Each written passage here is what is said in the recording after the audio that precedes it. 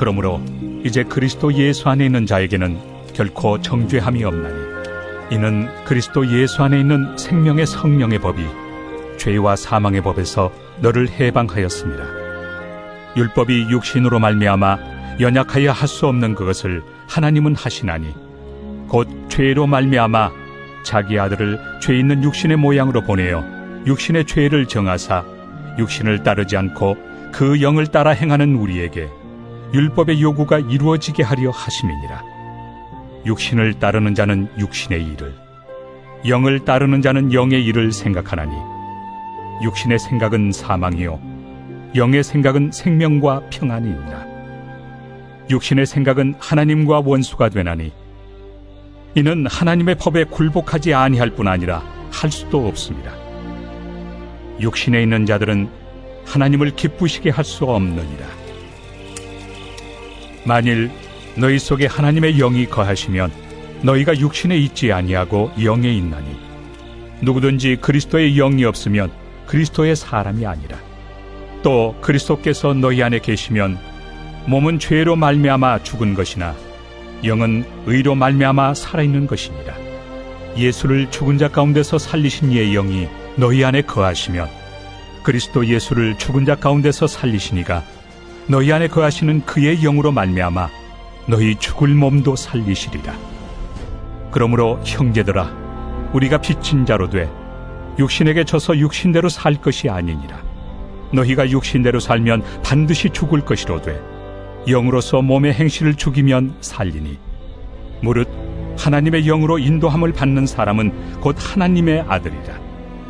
너희는 다시 무서워하는 종의 영을 받지 아니하고 양자의 영을 받았으므로 우리가 아빠 아버지라고 부르짖느니라. 성령이 친히 우리의 영과 더불어 우리가 하나님의 자녀인 것을 증언하시나니 자녀이면 또한 상속자 곧 하나님의 상속자요 그리스도와 함께한 상속자니 우리가 그와 함께 영광을 받기 위하여 고난도 함께 받아야 할 것이니라.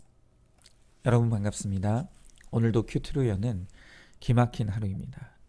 본문 말씀은 로마서 8장 1절부터 17절의 말씀입니다. 우리가 로마서를 계속해서 묵상해 가는 가운데 1장부터 7장까지 바울은 인간이 100% 죄인이라는 것과 우리의 능력과 노력으로는 결코 구원을 얻을 수 없다는 것, 오직 예수 그리스도의 십자가의 은혜를 통해서만 우리가 구원을 얻을 수 있다는 것을 바울은 계속해서 말하고 있습니다. 그리고 이제 8장부터 이 그러므로로 시작되는 오늘 말씀에서는 의지와 노력이 아닌 이제는 하나님의 은혜로 살아가는 하나님의 사람들이 어떻게 살아가야 하는가에 대해서 바울은 이제 말하고자 하는 것입니다. 먼저 1절부터 4절의 말씀에서 바울은 은혜로 사는 사람들은 자신의 연약함을 인정해야 된다고 말하고 있습니다. 우리는 앞선 7장에서 놀라울 정도로 자신의 연약함을 솔직하게 오픈하는 바울의 고백을 들은 바 있습니다. 이제 우리도 바울처럼 오라 나는 곤고한 사람이로다 라고 하는 이 고백으로 내가 100% 죄인인 것을 인정하면 그때부터 하나님이 생명의 성령의 법으로 나를 용서해 주시고 구원해 주십니다. 오늘 3절의 말씀에서 우리 인간은 연약하기에 율법의 요구를 지킬 수도 없고 만족시킬 수도 없다고 합니다. 성경은 우리의 연약함을 인정하라고 요구합니다. 그리고 우리가 그 연약함을 인정하는 데서부터 우리의 구원은 시작된다는 것입니다. 그러나 자신의 연약함을 인정하지 못하는 것은 바로 스스로를 정죄하는 것임을 알아야 합니다. 나 스스로 잘났다고 또 잘나야 한다고 생각하지만 실상은 그렇지 못하니까 날마다 자신을 정죄하는 것입니다. 못났다는 걸 인정하기 싫어서 체면과 자존심으로 합리화하려고 하니까 그것이 얼마나 고생이 되겠습니까? 그래서 고위급 인사일수록 자신의 허물과 실수와 잘못이 드러났을 때 극단적인 선택을 하는 경우가 많을 수밖에 없습니다. 우리는 나의 존재의 연약함을 인정해야 합니다. 이렇게 자신의 연약함을 인정하는 자에게는 나의 연약함을 도우시는 하나님의 도우심의 은혜가 임하게 됩니다. 어떻게 도우십니까? 오늘 말씀에 죄로 말미암아 자기 아들을 죄 있는 육신의 모양으로 보내어 육신의 죄를 정하사 우리를 도우십니다. 우리가 연약해서 지킬 수 없는 율법을 그리스도의 영, 성령의 영으로 쫓아 이루게 하신다는 것입니다. 다시 말하면 우리의 구원을 위해 아들까지도 내어주신 하나님께서 나의 그 연약함을 위해 필요한 모든 은혜와 도움을 공급해 주셔서 우리를 거룩의 길, 구원의 길로 이끌어 주신다는 것입니다. 자, 질문해 보시죠. 나의 찌질함과 연약함이 인정이 되십니까? 완벽주의를 버리지 못해서 늘 스스로를 자책하고 정죄에 빠져 있지는 않습니까? 다음으로 이 육신의 생각을 따르지 말고 이제 영의 생각을 따르라고 말씀하십니다. 우리 인생의 끊임없는 사건 속에서 육신을 따르는 생각을 하느냐, 영을 따르는 생각을 하느냐는 너무나 중요합니다.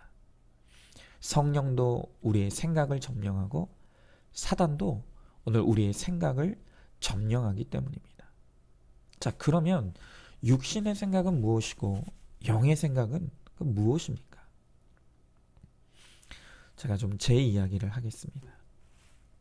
제가 구속사의 복음으로 제 죄를 보게 되면서 이제는 저의 십자가에 제가 건 이 몇 가지의 죄패가 있습니다. 먼저 저는 제 아버지를 미워하고 무시했던 이 페륜 목사의 죄패를 걸었습니다. 그리고 그 다음으로 인정했던 것이 바로 저의 인정 중독과 칭찬 중독이었습니다. 제가 이제껏 사역자의 이름으로 말씀을 도구 삼아 하나님의 영광이 아닌 저의 인정과 칭찬을 위해 살아왔다는 것을 깨달았기에 이제 그것을 저의 죄패로 건 것입니다. 그리고 제가 저의 십자가에 매달은 또 하나의 죄패가 있는데 그것이 바로 세습 목사의 죄패입니다. 지금 세상과 교계 일부에서는 자녀가 부모의 목회를 물려받으면 그것을 지탄하고 정죄합니다. 저는 그것에 대해서 변명하거나 억울해하지 않습니다. 세상이 그렇게 말하는 것을 저는 그대로 받아들입니다. 왜냐하면 제가 그렇게 아버지의 목회를 물려받은 것은 엄연한 사실이기 때문입니다. 저는 이유 여하를 불문하고 제가 아버지의 목회를 이어받았다는 이 사실만으로도 누군가에게는 상처가 된다는 것을 잘 압니다. 특별히 그런 기회조차도 쉽게 갖지 못하는 많은 동료 목사님들에게 미안하고 면목이 없습니다. 그래서 늘 마음에 이 부채의식이 있습니다. 또한 제가 우리 교회로 부임할 때 이 세습이라는 것이 걸리고 쓴뿌리가 되어서 교회를 떠난 분들도 있을 것입니다. 또한 그분들께도 면목이 없고 너무나 죄송한 마음입니다. 세습 목사라고 하는 이 세상의 정죄가 때로는 제 마음을 무겁게 합니다. 그러나 그것이 저로 하여금 제가 잘나서 이 목회를 하고 있는 것이 아니며 나는 겸손할 것밖에 없는 인생이라는 것을 늘 일깨워 줍니다. 그래서 몇 해 전부터는 제가 목회자 세미나 가서 우리들 교회 목욕탕 세미나를 가서 한 번도 뵌 적이 없는 많은 목사님들 앞에서 저의 죄패를 고백할 때 제가 가장 먼저 꺼내는 죄패가 바로 이 세습한 목사라는 이 죄패입니다. 그리고 그분들께 저는 용서를 구합니다. 이것이 제가 가진 저의 영의 생각입니다. 만약 제가 나는 큰 교회를 물려받은 것도 아닌데 억울하다고 한다면 바로 그것이 육신의 생각입니다. 또한 내가 우리 교회에 오지 않았다면 더 좋았을 텐데 혹은 내가 원로 목사님의 아들이 아니었다면 내가 더 잘 목회했을 텐데, 이런 생각을 한다면 그것이 바로 저를 죽이고 교회를 죽이는 육신의 생각인 것입니다. 생각해보면 제가 어디 정죄받을 일이 이 세습뿐이겠습니까? 저는 그보다 더 많은 죄를 저지르고 더 많은 정죄를 받아도 할 말이 없는 정말 100% 죄인입니다. 세습을 세습으로 인정하고, 못 배웠다면 못 배운 것을 인정하고, 과부되었다면 과부된 것을 인정하고, 어떤 경우에도 내 주제를 인정하는 것, 그게 바로 영의 생각이라는 것입니다. 무시하면 어떻습니까? 인정을 못 받으면 어떻습니까? 모든 일에 하나님을 생각하고 내가 죽는 회개와 거룩을 이룰 때 바로 거기에 생명과 평안이 있기 때문입니다. 질문해 보시죠. 나의 죄패는 무엇입니까? 여전히 인정이 안 되고 올소이다가 안 되는 나의 연약함과 죄가 무엇입니까? 어떤 지적에도 올소이다를 외칠 수 있는 내가 되기를 바랍니다. 마지막으로 육신대로 살지 말고 이제는 영의 인도함을 받으라고 하십니다. 하나님의 영, 그리스도의 영이 바로 성령이십니다. 예수님은 이 땅에 오셨을 때는 육신으로, 부활하신 다음에는 영으로서 우리와 함께 계십니다. 재림하실 때는 영과 육의 온전한 모습으로 이제 우리들에게 오십니다. 그때까지는 우리가 하나님의 영, 그리스도의 영으로 살아가는 그리스도의 사람입니다. 우리가 육신대로 산다는 것은 간단히 말하면 인생의 목적을 행복에 두고 사는 것을 의미합니다. 그러나 반대로 영의 인도를 받는다는 것, 그것은 인생의 목적이 변화되어 거룩을 목적 삼아 살아가는 것을 뜻합니다. 예수를 믿지 않는 사람이야 당연한 것이지만 예수를 믿는 사람들조차도 여전히 인생의 목적이 행복인 채로 살아가는 사람들이 많습니다. 그러나 그렇게 행복을 쫓아 돈 많이 벌고 출세하고 유명해진 사람들이 겸손하게 하나님의 은혜를 구하며 천국을 소망 삼아 살아간다는 것은 거의 불가능한 것입니다. 오죽하면 예수님도 부자가 천국에 가는 것이 얼마나 어려운 것인지를 설명하시면서 낙타가 바늘구멍에 들어가는 것보다 부자가 천국 들어가는 것이 어렵다고 하셨겠습니까? 결국 죄악된 이 땅에서 힘 있고 돈이 있고 시간이 있으면 결국 그것을 가지고 악하거나 음란하거나 둘 중에 하나에 빠질 수밖에 없다는 것입니다. 그렇다면 도대체 이 땅에서 이룬 그 행복이 무슨 의미가 있겠습니까? 바로 그 행복이야말로 그에게 저주가 될 수밖에 없다는 것입니다. 그러나 이 인생의 목적이 거룩임을 알고 거룩에 내 인생의 뜻과 목적을 두고 살아갈 때 그는 그때부터 하나님의 영의 인도함을 받게 된다고 말씀하십니다. 이것을 다시 표현하면 하나님이 책임지시는 인생이 된다는 것입니다. 여러분, 우리가 아무리 대단한 스펙과 능력을 가지고 살아간들 내 인생을 장담할 수 있는 사람이 누가 있겠습니까? 특별히 우리 자녀들도 마찬가지입니다. 예전에 스카이 캐슬이라는 아주 인기 있는 드라마가 있었지 않습니까? 그런데 그 드라마에서 제가 아직도 기억하는 명대사 하나가 있었습니다. 거기에 이런 대사가 있었는데요. 인생이 자기 마음대로 되지 않는다는 것을 가르쳐주기 위해 신은 우리에게 자식을 주셨다라는 대사입니다. 정말 그렇습니다. 우리가 아무리 열심히 뒷바라지하고 투자한다고 한들 내 자녀의 인생을 부모가 책임질 수 있겠습니까? 자녀들의 인생을 우리가 장담할 수 있겠냐는 것입니다. 그러나 내 자녀들에게 어릴 적부터 말씀으로 인생의 목적이 거룩임을 알게 하고 내 자녀가 아닌 하나님의 자녀로 잘 양육하면 그때부터 내 자녀의 인생은 하나님이 책임지십니다. 그러면 하나님께서 내 자녀들의 인생의 길을 인도해 주시고 가장 아름답게 사용해 주실 것입니다.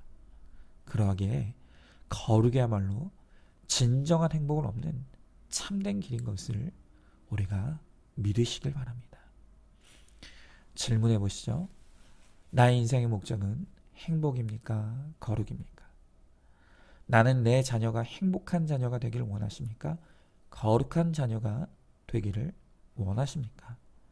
거룩을 쫓아갈 때 참된 행복이 거기 있다는 것을 믿으시기 바랍니다. 오늘도 우리 함께 찬양 듣기를 원해요. 오늘 함께 듣길 원하는 찬양은 나의 약함은 나의 자랑이요. 우리 함께 듣겠습니다. 오늘도 큐티로 기막힌 하루를 사는 저와 여러분 우리 모두가 될 수 있기를 주의 이름으로 축복합니다.